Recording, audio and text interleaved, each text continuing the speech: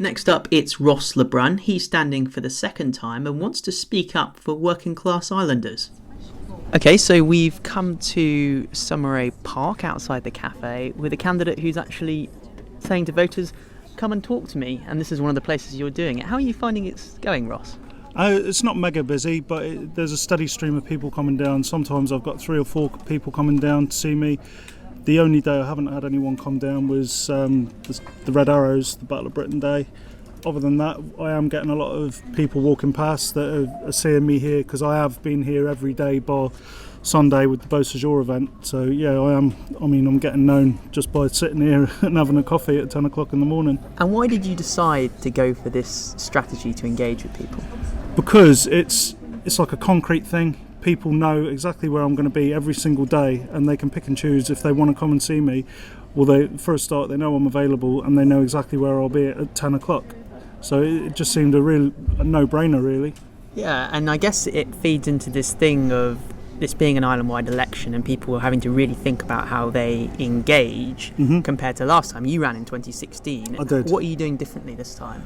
Making myself more accessible, I suppose. I was out and about last time, and I think I'm right in saying that I'm the first candidate that had ever organised their own hustings. I did that, and I invited everyone down to Richmond Kiosk every day for 12:30 to come and chat. And it's a good idea, because people aren't necessarily that keen to go into a formal setting, say in a Deuxane room for a surgery, or like phoning someone up and having almost feeling obliged to sit and chat, whereas this, it's much more relaxed. Someone can come down, if they don't want to chat to me, they can just sit there, have a coffee and earwig while I'm chatting to someone else. But it's just much more relaxed. People engage more with it. And Dr. Pitcher, you've heard on the podcast, who's kind of becoming a bit of a regular, said that one of the things he looks for in a candidate is, could I sit down and have a pint with that person? Well, yeah, definitely. Sometimes I can chat a bit too much, but you won't get sort of fluff and waffle from me. But yeah, I'm definitely someone that you could have a beer with, that's for sure. And how are you finding the campaign so far? We're 2 and a bit weeks before the election. How's it going?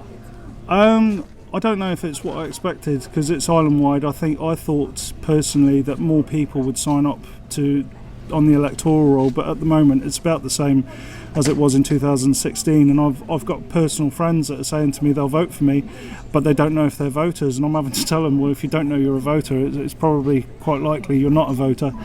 So there is still quite a lot of people that haven't actually managed to sign the electoral roll. One of the issues I've found as well is a Portuguese lady, a local Portuguese lady that supports me. She came and chat, and she asked how she could sign up, and I had to inform her that it's a bit late. But I don't know whether or not the election team had actually gone out to those communities of where English isn't their first language, and actually gone out to them and explained to them that they're able to vote and they're welcome to vote. Because I think some of them feel a bit left out. There has been some sort of information put out there in their language, but it hasn't really been pushed to them. It's not their concern as far as they're aware. That's an interesting point. It's not one we've heard from any of the candidates yet so far. I think there'll definitely be a lot for the election team to learn from this election, right? Because it's a first time thing for a lot of them.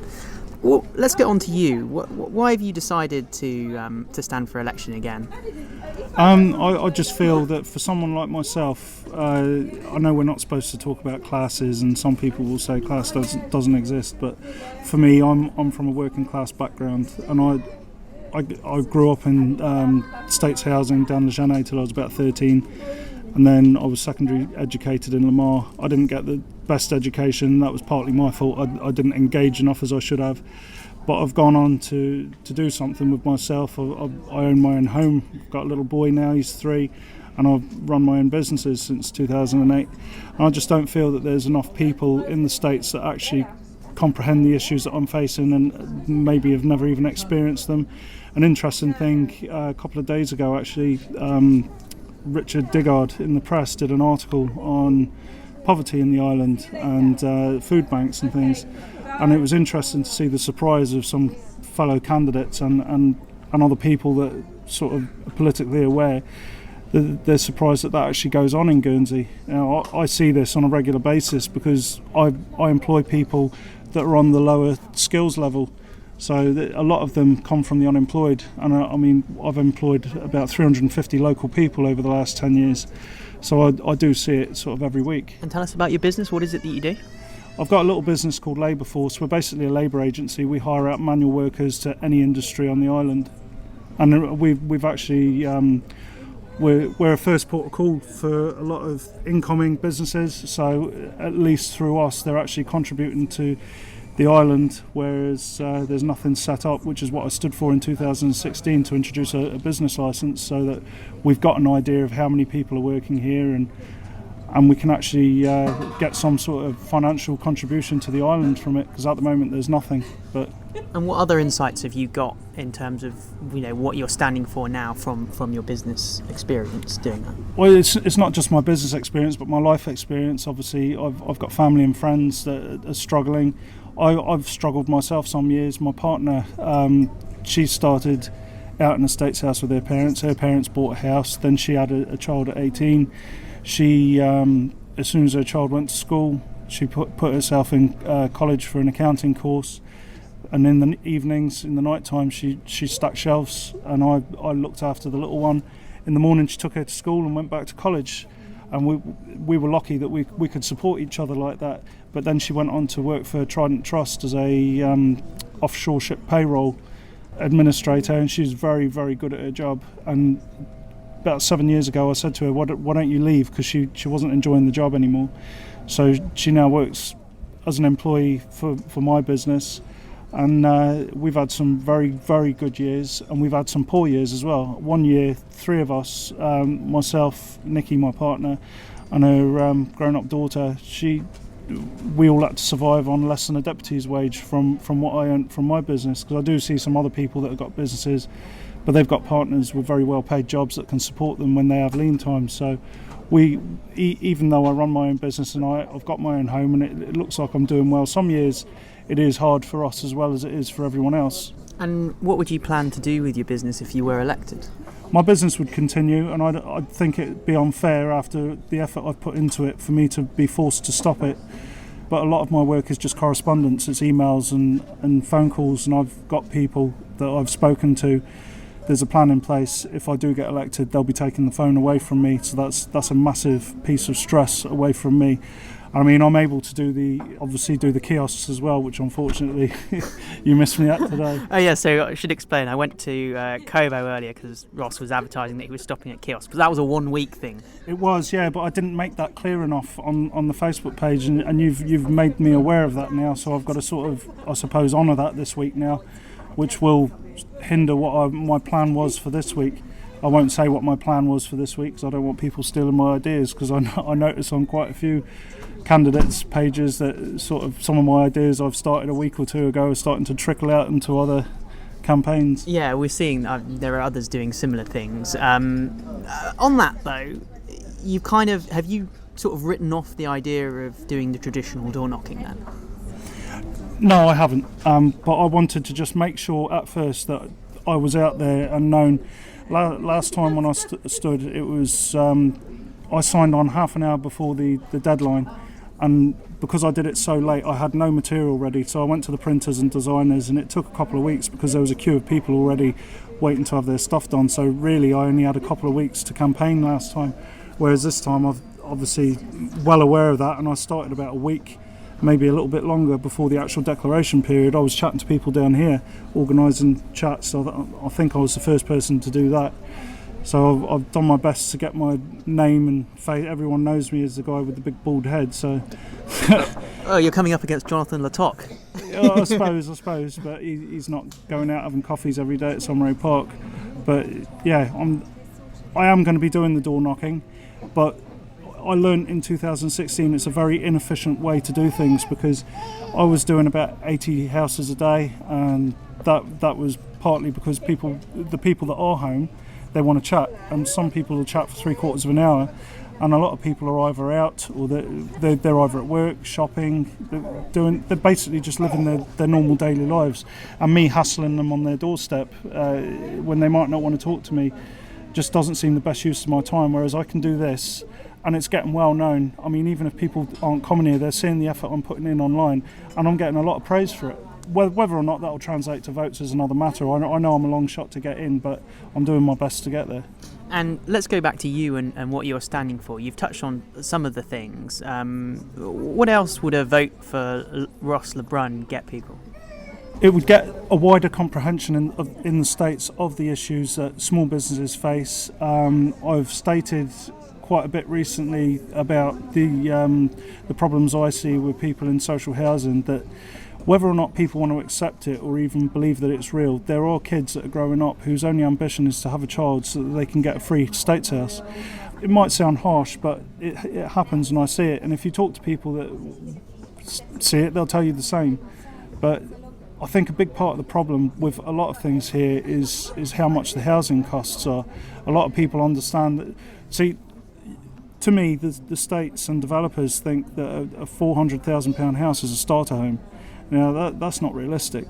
A starter home, for someone to realistically be able to achieve a home as a single person, you're probably looking that realistic for them would be between 150 and 250,000, whereas a couple might be between 200 and 300,000. This is because of getting a deposit, basically. Yeah, it's getting a deposit, and it's actually being able to put the earnings in, especially if you've got children at home and things are difficult. Not everyone gets the best start in life, but if they can see that a goal that is reachable and achievable and realistic, it will give them the incentive to actually try for it. And that's what I think we need on this island is homes that are actually realistically achievable. So there's one element. I went to the hustings the other night. You were there. Obviously, a whole range of topics were touched upon, including education. Yep. Do you think it's foolish on the part of candidates to nail their colours to the mast and say, I want 2 schools, 3 schools plus a sixth form model? Where do you stand on that? Well, it's just clever campaigning, really, isn't it? They're telling people what they want to hear.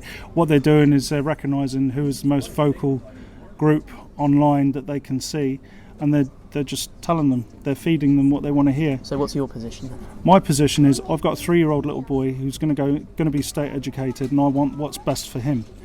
Now, there's a review underway at the moment, and if 2 or 3 school comes out as the preferred option, whatever it is, it needs to happen, and it needs to happen fast, and that needs to be a capital project that is injecting money back into the economy. But it needs to happen. There's kids in the system now who may never get to see the benefit of the decision 4 years ago to remove the 11+. They've been promised an inclusive system, but they're still stuck in a selective infrastructure. So, just to be clear, then you want to see the result of that review, and you'll go with the consensus if you were to be elected? I think so, yeah. I think so. I just need, something needs to happen. Like I say, I don't believe any one model is better than the other. I'm going by what I'm being told by people I trust that actually work within education. Believe it or not, I've actually got a teaching qualification myself, but which might come in handy in the States because it's for teaching people over 18. But yeah, I mean, I'm going with what I trust, and I'm being told, okay, there's compromises need to be made. I criticised the 2 school when it first came out based on the traffic, but that's like a selfish thing, because that's how it will affect my life rather than how it will affect a pupil's education. That should be the main thing, the main concern. It's building an education model. It's not building what's most suitable for people to drive to work or wherever. So on the first day of term, if you're elected and you've got a classroom full of fellow deputies, what's lesson number 1 that you'd like to impart on them? Just to listen and basically educate the public more, engage with the public more, do what I'm doing here, invite people down to talk with them. I mean, don't wait till it's too late and people start kicking up a fuss when things are already in flow, and then we have to start doing drop-ins at Beausejour and things like that. All that sort of thing should be done much earlier in a much more informal way, where people feel that they can actually be involved and get engaged, because a lot of the things that the States offer, it feels too formal and it just puts people off. In fact, I did criticise a little bit the Meet the Candidates event at Beausejour yesterday, because I just felt that it was a little bit too formal, and I did get the feedback.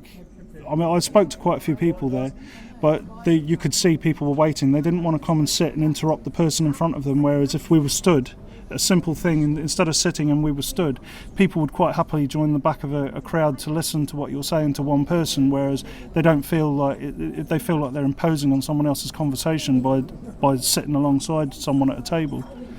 So more broadly then, can you think of any examples? You talked about the states not really listening. Where it's not so much not listening, it's just not taking the public with them. When they make a decision, they do their consultations and that, but it just doesn't feel like real. It's all done online, like a survey or something like that. They need to actually be more personable and talk face to face with people. And this is something, while I remember it, to the other voters that are listening, get your candidates and ask them to come and meet you face to face, one on one. And if they're not willing to do that while they're trying to get your vote, you've got to wonder what they're going to do when they're in, if they're going to listen to you when they actually get voted in. Get them out and talk to them face to face. You know, though, that you're getting pulled in all sorts of directions. Yep. You're getting bombarded, particularly by email, on social media. You've got different ways of interacting with voters. Yep. So it's maybe not that simple that people can even get to every person. No, they can't. But like I did this, I just picked a time that was suitable for me, that I knew would be achievable for anyone, because I'm here 10 o'clock every single day, even Saturdays and Sundays. So this is the start of the third week I've been doing this. So I'll have been doing it a total of 4 weeks. And if someone can't get to me for 10 o'clock in the morning over 4 weeks, then they either just don't want to talk to me, or I don't know. But I'm doing other things as well, like you said, the kiosks at 12:30 at dinner time in case they can't make 10 o'clock. I'm trying to make myself as accessible as possible. Some people really need a bit of a push, though. It's just trying to incentivise that push rather than... Don't take this the wrong way. Yeah. But do you think do you ever worry about coming across maybe a bit negative and moaning a bit too much? I know it's a Guernsey trait. Yeah, no, I do. I know I do. But I try to highlight problems that I want improved. That's my perspective. I'm not going to sit there and pretend everything's rosy, especially when I'm the one that's having to bear the brunt of certain decisions, and I'm the one that sees the reality of things, where other people get surprised that, oh, really, we've got food banks, oh, there's poverty, we didn't realise that. These are the things I've been telling people for a long time, and sometimes they roll their eyes but yeah, when you see the things that you have to work within, then yeah, you do sometimes moan a little bit. It's natural, but so let's talk solutions then. What other things, do you think that you could champion or you could bring that would help perhaps level up people who are help people who are struggling in Guernsey? Well, yeah, there's other little things. There's little things like the cost for GPs.